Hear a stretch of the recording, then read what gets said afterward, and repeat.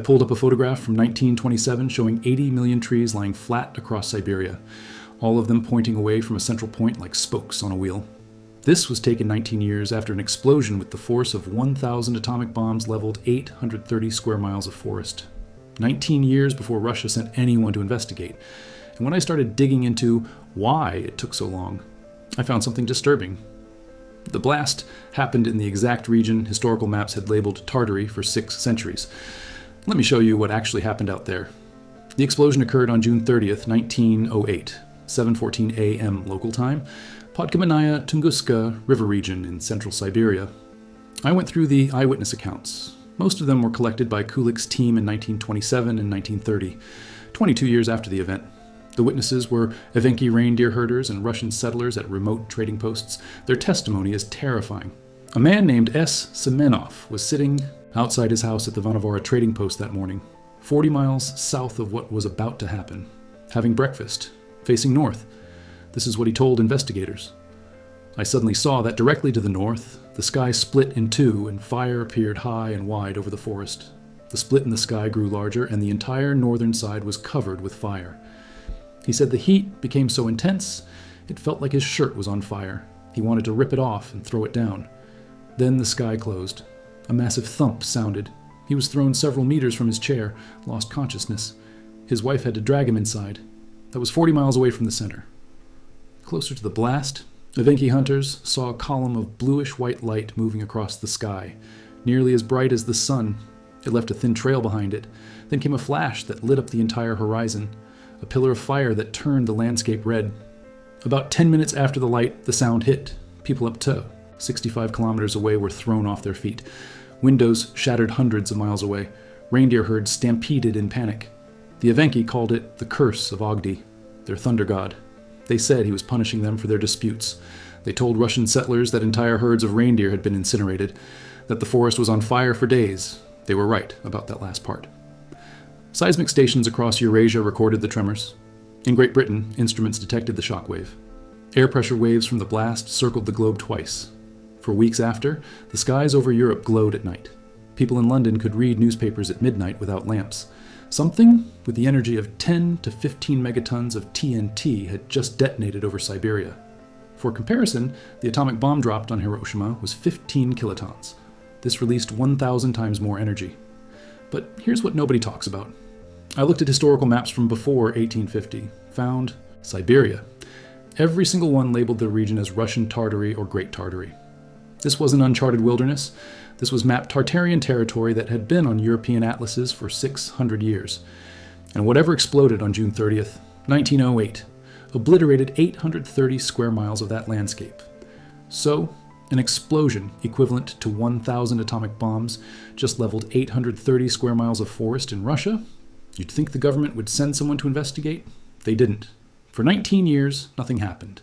The official story is that the region was too remote, that World War I happened in 1914, that the Russian Revolution happened in 1917, that the Civil War followed, that Russia was in chaos and nobody had time to trek into the Siberian wilderness to look at fallen trees.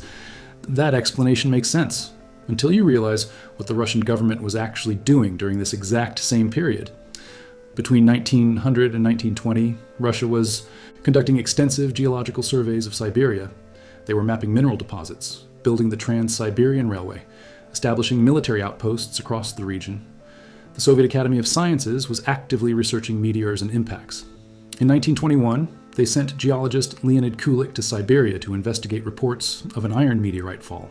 Not Tunguska, a different one. He made it most of the way there, but couldn't reach the site. So they had the resources, they had the interest in meteorites, they had scientists ready to go into remote Siberian regions. But for Tunguska, the largest explosion in recorded human history, nothing for 19 years. And let me give you another timeline for context. The Tunguska explosion happened in 1908. By that time, the word Tartary had already been systematically erased from maps.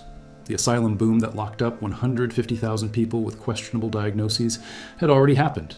The encyclopedias had already been rewritten to remove any mention of Tartarian civilization.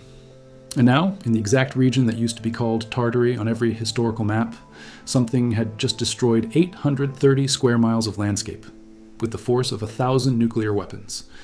What if the delay wasn't about logistics, What if they needed 19 years to make sure nobody would find what was really out there? In 1927, Leonid Kulik finally got funding for a full expedition to the Tunguska site. The journey was brutal. He left Leningrad in early 1927, took the Trans-Siberian Railway to Kansk, then traveled north by horse-drawn sleighs to Vanavara. From there, on foot through the taiga with reindeer as pack animals. The Evenki guides he hired were terrified. They didn't want to go near the blast site. Some of them refused entirely. They told Kulik the area was cursed, that Agdi had destroyed it, that no one should disturb the sacred site. He had to hire a man named Ilya Potapovich, who was willing to take them in. On April 13th, 1927, they came over a ridge and saw it. Millions of trees, completely flattened, lying in a radial pattern, all pointing away from a central point. The trees were scorched black, stripped of branches. The devastation went on for miles in every direction. And here's what's weird. At the center, where you'd expect to find a crater, there was nothing. Just a marshy bog, but the trees there were still standing. They hadn't fallen like the ones further out. They were just stripped. Branches gone, bark gone, standing upright like telephone poles. Kulik called it telegraph pole forest. This is the pattern you see in a nuclear airburst. The blast wave comes straight down at the epicenter, so trees don't get knocked over. They just get flash burned and stripped. But this was 1908. Nuclear weapons didn't exist yet. Over 3 more expeditions between 1927 and 1938, Kulik mapped the entire blast zone. He found that the area of destruction wasn't circular. It was butterfly-shaped. 70 kilometers wingspan, 55 kilometers body length, 2,150 square kilometers total. That's 830 square miles. He expected to find meteorite fragments. He spent years draining bogs he thought were impact craters. He excavated the ground looking for buried chunks of space rock. He found nothing. In one of the bogs, all he found was an old tree stump at the bottom. It wasn't a crater at all. In 1938, he arranged for aerial photography of the site. The photos showed the full extent of the destruction. But they also showed something else. The trees weren't just knocked down randomly. They formed a precise radial pattern, all pointing away from a center point in the sky, not on the ground. Whatever happened here didn't hit the surface. It exploded in midair. But here's what Kulik never asked. Why didn't he find any structures? Buildings? Foundations? Evidence that anyone had ever lived or built? Anything in this region? Historical maps show this area was part of Tartary, a civilization that supposedly covered millions of square miles across Asia and Eastern Europe. Yet in 830 square miles of devastation, Kulik found nothing but trees. The mainstream explanation for Tunguska is that a stony asteroid about 50 to 60 meters wide entered the atmosphere at 27 kilometers per second and exploded at an altitude of 5 to 10 kilometers. That's the story, and it fits some of the evidence. The airburst would explain why there's no crater, the radial tree fall pattern, the flash of light, the heat wave, but it doesn't explain everything. First question.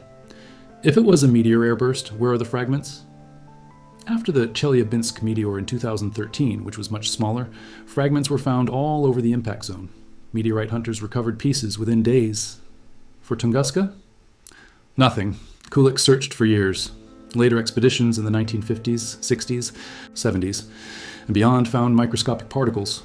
Tiny spherules of melted rock with high nickel-iron content. Suggests extraterrestrial origin, but actual fragments of the object itself? Never found. They did find isotopic anomalies in the peat bogs. Unusual ratios of carbon, hydrogen, and nitrogen in the layer corresponding to 1908. Similar to what you'd find in carbonaceous chondrite meteorites, but also similar to what you'd find after certain types of explosions. Second question. Eyewitnesses described the object moving across the sky for several minutes before the explosion. If it was a meteor entering at 27 kilometers per second, it would have been visible for maybe 5 to 10 seconds max, not minutes. Third question. Some researchers in 2020 published a paper suggesting the object might not have exploded at all. They proposed it was an iron asteroid that grazed the atmosphere at hypersonic speed, creating the shockwave, then skipped back out into space like a stone skipping across water. That would explain why there are no fragments. The object never disintegrated. But it raises another question. If it skipped back out into space, why did the explosion create such a precise, symmetrical blast pattern on the ground? And fourth question. The energy profile. The explosion released 10 to 15 megatons of TNT equivalent. Massive. But the distribution of that energy across the landscape doesn't match a simple airburst model. The butterfly shape suggests 2 focal points, not 1. Multiple researchers have tried to recreate the blast pattern with computer simulations. None of them can quite match what Kulik photographed. Let me ask you something. What if Tunguska wasn't random? Look at the timing. 1908? The same decade when encyclopedias stopped mentioning Tartary entirely, when the last references to independent Tartary disappeared from atlases, when the asylum boom was still going strong, locking up anyone who claimed the world. It looked different before the 1850s. And now, an explosion in the exact territory that used to be called Russian Tartary, an explosion with enough force to obliterate anything standing there. What if there were structures in that region, not wooden huts? The same kind of architecture we see in old Tartarian buildings everywhere else. Massive stone buildings with copper domes, ornate facades, the same structures that are still standing in cities across Russia, Europe, and North America, but now attributed to other civilizations. 830 square miles is a huge area. That's larger than the entire city of London. If there were settlements, power stations, or infrastructure out there, the explosion would have erased them completely. And 19 years of weather, forest regrowth, and deliberate cleanup would make sure nobody ever found the foundations. Here's what we know about Tartarian architecture from buildings that survived. They often included tall spires, copper, domes, ornate towers, elements that many researchers believe were used for energy collection or atmospheric energy harnessing. What if some of that technology was still operational in Siberia in 1908? What if something went catastrophically wrong? Or what if something was deliberately destroyed to remove the last evidence? I'm not saying this is what happened, but think about the official story for a second. A random asteroid, one of thousands that pass near Earth every year, just happened to explode over one of the most historically significant regions in the Tartarian territory, at the exact moment in history when Tartary was being systematically erased from public knowledge. And then for 19 years, one of the most scientifically curious governments in the world just didn't bother to investigate. Remember the Evenki guides who refused to take Kulik to the site? The ones who called it cursed ground? When Kulik finally interviewed the local Evenki people who witnessed the explosion, their testimony was consistent. They saw a fireball. They felt intense heat. They were thrown to the ground by the blast. But they also said something else. They said the site had always been special, that there were old stories about that region, about structures that used to be there, about power that came from the sky. The Evenki are an indigenous Siberian people who have lived in that region for thousands of years. Their oral histories go back generations. And they have stories about a time before the Russians arrived, when the land looked different. After the 1908 explosion, the Evenki refused to go near the blast zone. They said Ogdi had destroyed it, but what if Ogdi's curse was just their way of explaining something they'd been told never to talk about? In Evenki folklore, Ogdi is associated with thunder, lightning, and fire from the sky, but also with judgment, with destruction of those who disrespect the old ways. What if the Evenki had been guarding something out there? What if they knew there were structures in the forest that weren't supposed to be disturbed? And what if the 1908 explosion wasn't the curse of Ogdi?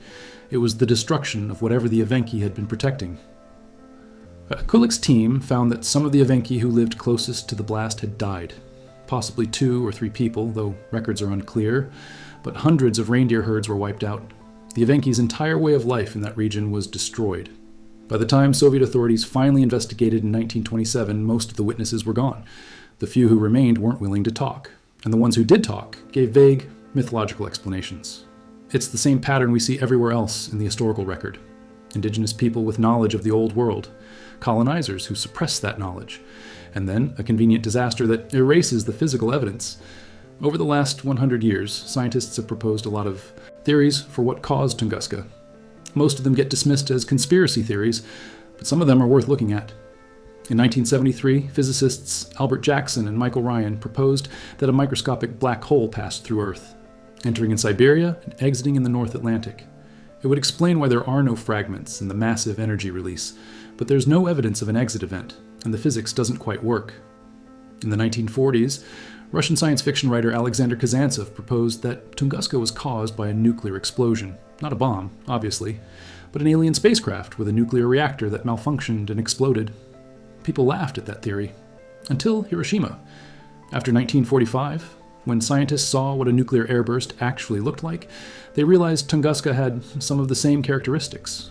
The flash of light, the thermal radiation, the precise blast pattern, trees standing at ground zero but stripped of branches. Of course, there's no radiation at the Tunguska site, at least not the kind you'd expect from a nuclear weapon. Though some researchers have found elevated levels of radioactive isotopes in the tree rings from 1908. Then there's the Tesla theory. Some people claim Nikola Tesla caused the Tunguska explosion with his wireless power transmission experiments. There's no evidence for this, and the timeline doesn't work. Tesla's Wardenclyffe Tower project was abandoned in 1906, 2 years before Tunguska. By 1908, he'd taken out a second mortgage just to cover his living expenses.